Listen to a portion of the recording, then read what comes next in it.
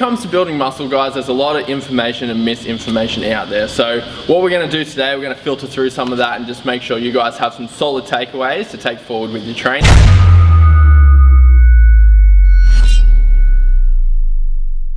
So, number one, your training has to be prioritized around hypertrophy, okay? So what that means is there needs to be enough volume and enough tension to stimulate growth.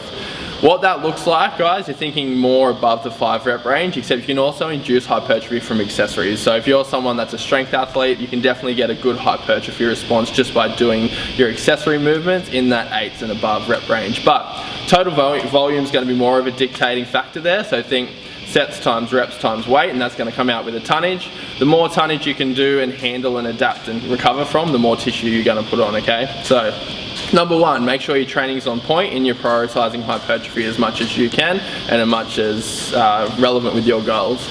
Number two, guys, we want to make sure we're providing an environment that our body wants to grow in. So training, yes, is one of that, except two, we're looking at nutrition.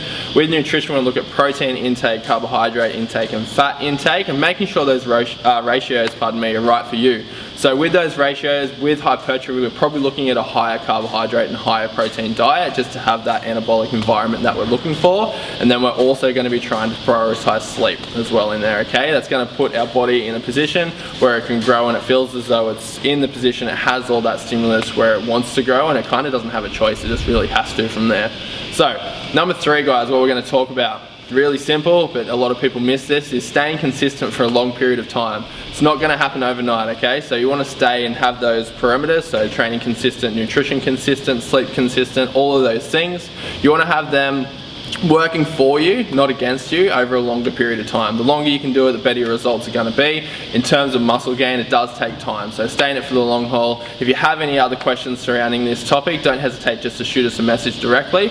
But if you can get those three things in check, guys, I can guarantee you'll be building muscle over the next coming years.